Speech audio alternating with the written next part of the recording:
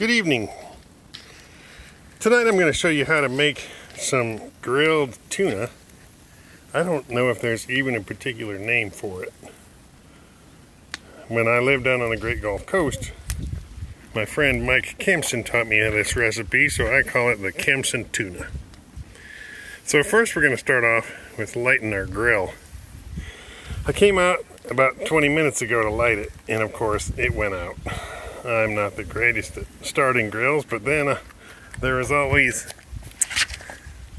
the mini dragon. With the assistance from a little bit of propane, if you get frustrated because your grill went out again, like I sometimes do, you can fire that baby up. And this has been going about 5 minutes. So stick that down in there and blow torch it, and you're sure to get it going. So this is leftover cherry wood. One of our neighbors cut down or trimmed back their cherry tree and had a whole bunch of forearm-sized pieces last year. So of course I snagged it before the waste disposal folks came and got it, because smoked cherry is fantastic. And then also we have some hickory nuts. So some people would rather not mix them. I don't really care, because I think they'd both turn out great. So you start with some really awesome last year's hickory nuts left out to dry in the garage, and then you want to soak them in water for about 20 minutes or so and get those nice and wet, so when they go on the coals after these burn down, you can have a really amazing hickory smoked flavor. So cherry wood and or hickory wood, along with some hickory nuts that have been soaked in water to keep them from immediately burning up. So let's go inside and I'll show you how we prepare the fish.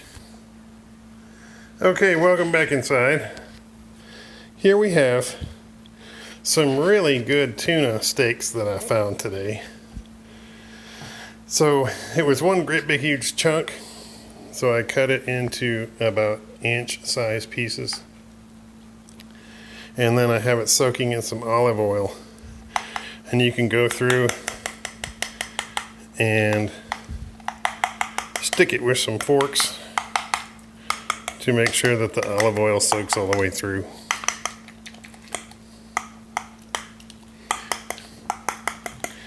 And then turn it over and do the same. I've already done it to the other side. And this one is garlic, salt.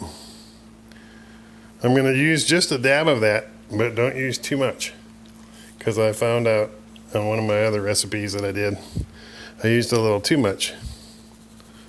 That's probably about right. And nothing worse than salty flavored food. Yuck. A little bit is good, but it goes a long way. So then we're going to, next we have these round toothpicks, and we're going to wrap each piece in some bacon. So I'll take one of these out and some bacon. I washed my hands really good just a minute ago, so that was finished. Look at that nice big long piece. This one should be able to go all the way around.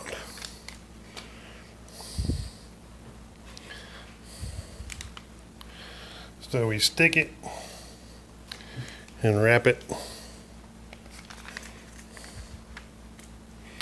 and look at that, long enough to where it goes back into the same toothpick.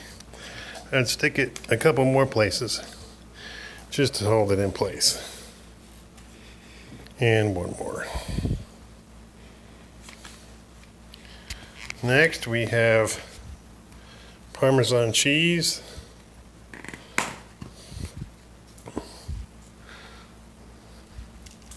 I love Parmesan cheese, so little dab will do you, but in this case I like about that much. And then we take this tomato and stick it on the top.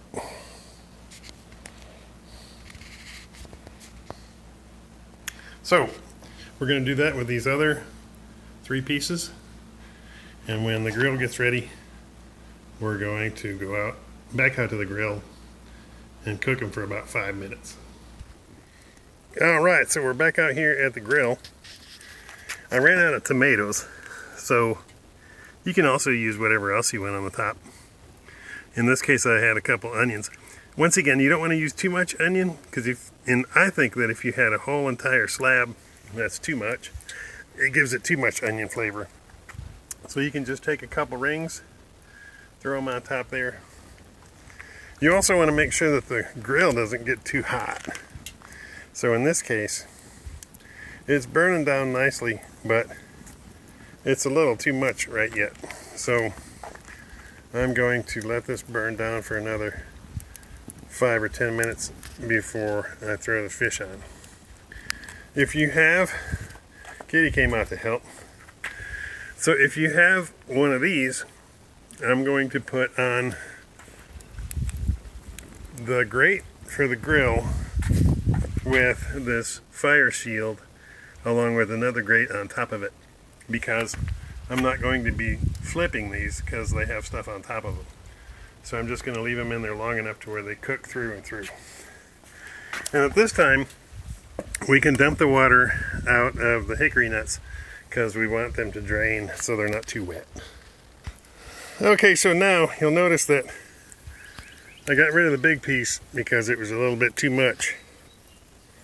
So you have to make sure that you can get the grill grate on.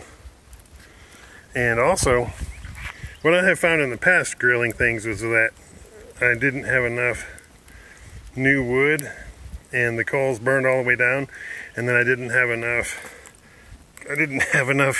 new wood and new heat to be able to finish the entire dinner. So usually after I get the good hot bed of coals, I take some thumb-sized sticks and put it on there, and then give it a couple minutes to warm up before I put the lid on it.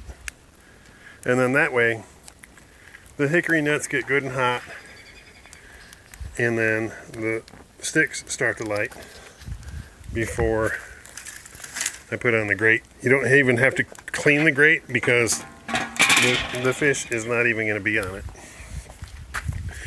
So the grate goes on. I have a clean grate here. This goes on like that. Don't burn yourself like I almost did a minute ago. And then, ooh, that smoke got in my eyes. Ouch. Oh, that hurts.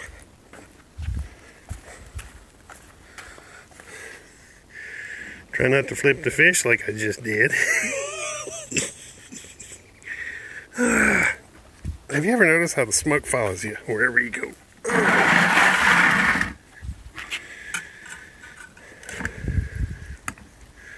All right.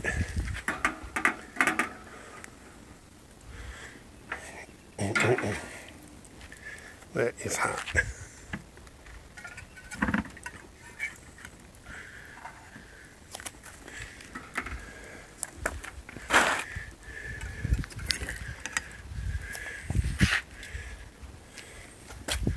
And this last one. All right.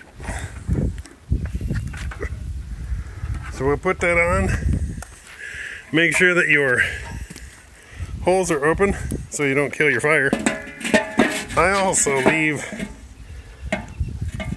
the top not quite completely closed.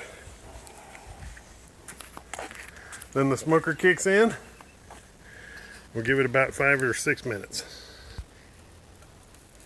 So the fish pieces have been on, the steaks have been on here for about 5 minutes. And you can see that that chimney stack is fantastic. It's smoking real good. So I like mine a little bit more than rare. I like all of my steaks medium well. I don't want to cook the daylights out of this tuna. But at the same time, I'm going to leave it for another minute or two. I can hear it sizzling in there, so I'd like to get it about 2/3 of the way done with just a little pink on the inside. Okay, these are done. I'm going to, ooh, look at that. I hope I don't burn them. I hope I don't burn my hand. Holy moly. That's nice and hot. I'm going to put that right like that. I'm going to go grab some gloves. Let's try this again. As I almost burned my hand. Oh, shoot.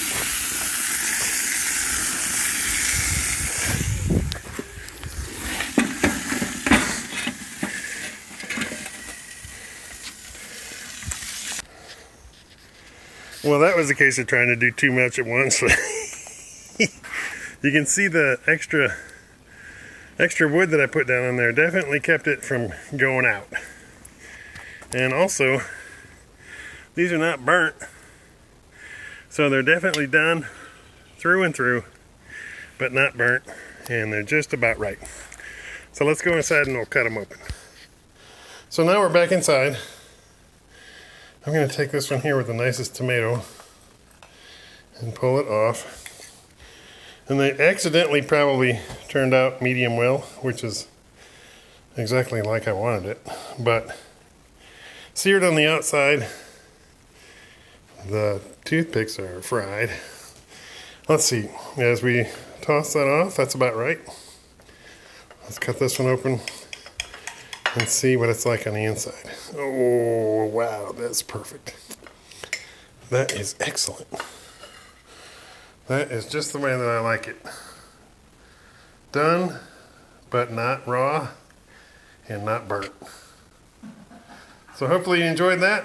Hopefully I can bring a blessing to your life and one of my favorite recipes ever. Have a good one.